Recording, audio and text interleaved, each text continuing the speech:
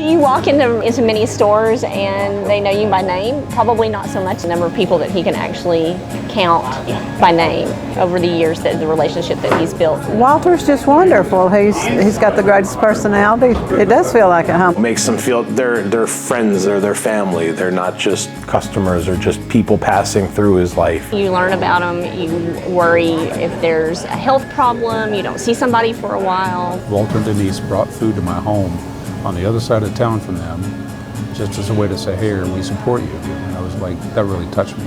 You ache for him on a personal level, but you also ache for him on that professional level about what's the direction that someone's life is going to take after a tragedy like that. He wants to make everything as the very best he can make it for you. And he wants to make us happy. You can just see the kindness in his heart. It shows.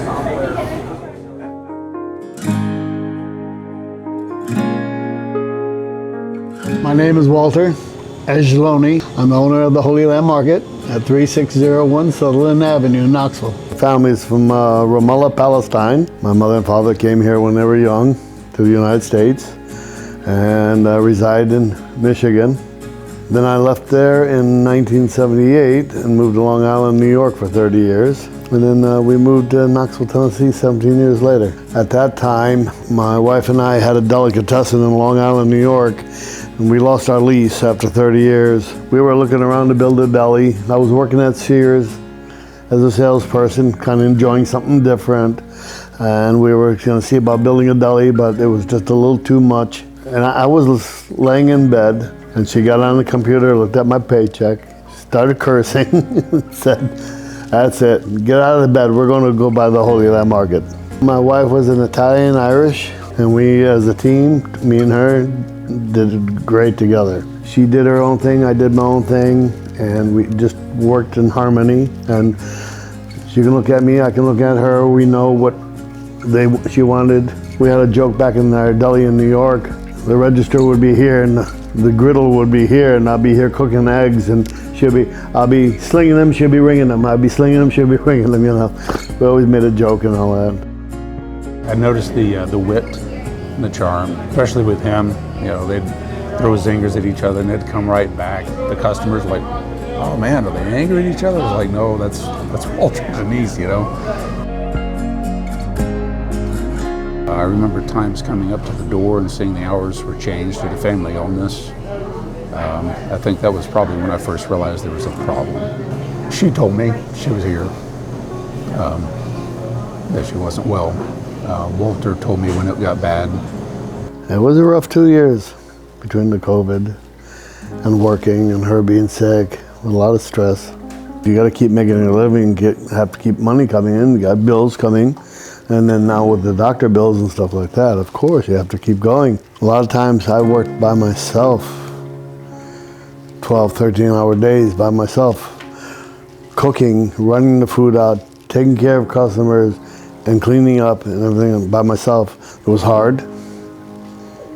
And knowing that she was here sick, sitting here and not feeling well, I'm not there with her 24/7. God took her early. She was only 56. Her body just couldn't take all the chemotherapy from the cancer. I still feel very empty, although I'm surrounded by my family, my son and my grandkids, but I still have that little emptiness in me. Miss her very much, you know, because she didn't want to die. You know, when you're with someone for 30 years, or even longer, that's a big part of you.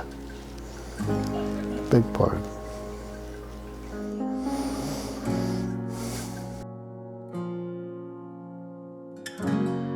I come home to an empty house. It was very hard. I wasn't eating much.